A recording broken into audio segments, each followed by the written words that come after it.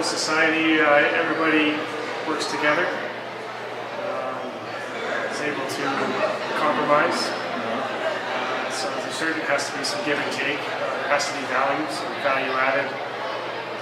Understanding that if I do a little bit here, I get benefit in other areas. One ruler with a group of people all making decisions based upon people's desires and needs, not desires. I think our ideal society would be more community-based than individual-focused, and I think that's one of the problems with North America, is that we worry too much about individual rights, even if that isn't the best for the greater good. And I think we need to get more of a balance between individual rights and what's best for community. The most important thing is that if we could imagine, I don't know how we get there, and there's lots involved, but I'd like to think that at the bare minimum, an ideal society would be one where the people who are least advantaged, assuming not everyone's going to be in the exact same situation, right? Some will be richer, stronger, whatever. But in the ideal situation, the people who are most disadvantaged, either financially or health-wise or whatever, will still be pretty well off. I don't know. I think an ideal society, the phrase itself is unachievable. I think there are too many elements to an ideal society that couldn't be achieved. To have a government that's not corrupt and to have a sturdy set of laws that people can follow, but not laws that are so strict that they don't allow freedom. I believe that an ideal society would have a good ruler that is non-corrupt, and a government that would support that ruler as well as question the ruler. I think there should be laws that are implemented, that are followed and carried out in a just way. In a new society, I feel that people need to be more open about who they are, not with the social media and the perfect image and what everybody else thinks you should be like. I feel like people should care a lot less about that and more just express themselves in the way that they feel fit and not have to worry about being judged by everybody. I believe that in an ideal society there would be a government that helps the poor and helps to make sure that everyone is equal and there's no discrimination or hatred of any race or anyone. A government that isn't corrupt. Like right now we live in a partial democracy, and I think we need to be having a government that is truly democratic. Okay, so I don't really think that an ideal or a perfect society really exists, because there is no such thing as perfection. Ideally, if our government was truly democratic, that would be better than it not being democratic, obviously. And I think that it's realistically impossible for a government to not have corruption. My ideal society, I would say, is that everyone works together to help benefit each other for the long run, so they're not just completely worried about themselves.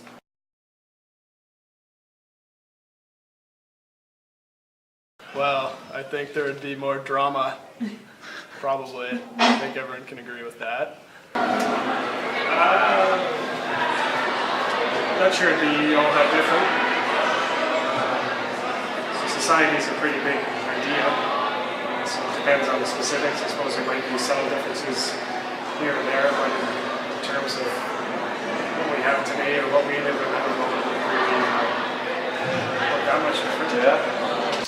Well, I think if women were the only, it was only women here, I do think that if you look at some societies, traditional societies, women had more power, more say. Even in our First Nations communities, women's had a lot of the power within their structure, governance structure. So I think the society would have flourished either way. I'm not sure. I think at one point I might have said, oh, that's a good idea because, you know, men are inherently violent or competitive, but I don't think I believe that anymore. I think that it's likely that the, you know, whatever problems we arguably have because societies have been dominated by men for so long, we probably have the same kinds of problems. I think if anything though, I think there might be a little bit more, I think our values overall might change a little bit. Women value, and why women value parenting more, for instance, because they seem to have to do it more often than men. And if you do that, I think that'll affect other things, like you'll value children more and maybe put more energy into that kind of thing, healthcare, education, stuff like that, as opposed to.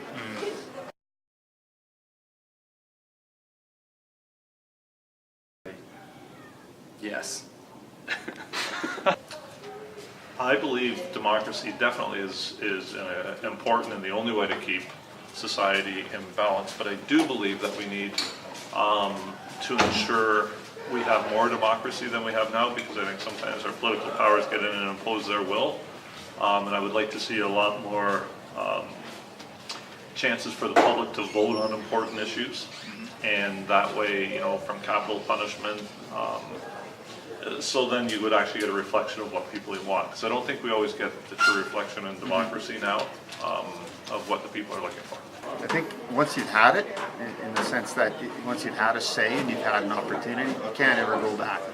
So it's got problems, but I can't imagine, for instance, anyone in Canada who lives in Canada today being willing to accept a situation where they don't get any say. It's really hard to imagine. On the other hand, so as far as that goes, it keeps people satisfied, at least that they have some input. But the big problem is that most of the people who have input don't know what they're doing. The case of one person who may be an expert in a particular field who gets to vote on a particular issue, and so does a complete dullard who's never even heard about it. But they each get one vote, and it counts the same. And that's, I don't think if we're trying to come up with a best system, I don't think we'd say that's reasonable.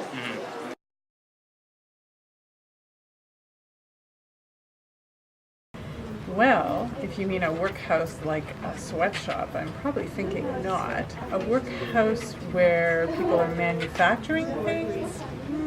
Sounds a little harsh, but I know in some countries of the world there's forced military service, so for 3 years most young people serve the military of that country and have very little choice. That's kind of the closest parallel I can think, and I'm not sure how I feel about that. You think that society should have workhouses? No.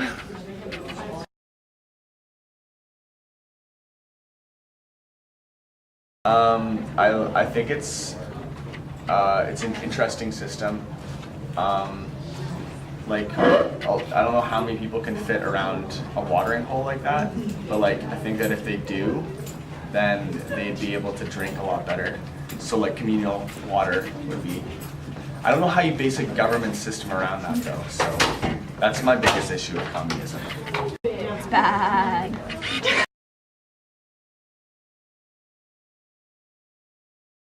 I think that it is a brilliant governmental system because in a monarchy, if you have a good ruler who's just and who is kind at the same time, then problems are dealt with a lot faster. It's only when that ruler is unjust or unkind that it becomes a tyranny. So it's like a fine line. I think monarchy is great for the countries that have a monarch set up. It seems to work well for those countries. But I think for countries that don't have a monarchy, that have diplomatic democracy, then there's no need for it.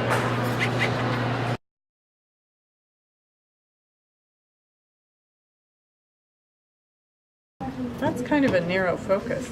I sort of would like a more democratic base where lots of people have some input. Although most places we are these days, there's very little input accepted. Often rulers have their opinion and they stick with it. From big scale to little scale. I think that's too narrow a focus for a ruler. I think the ruler needs to reflect the interests of the people.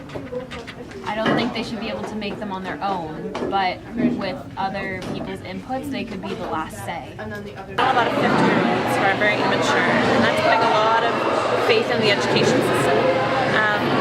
I think that just relying on the fact that he's been educated since a young age doesn't constitute maturity or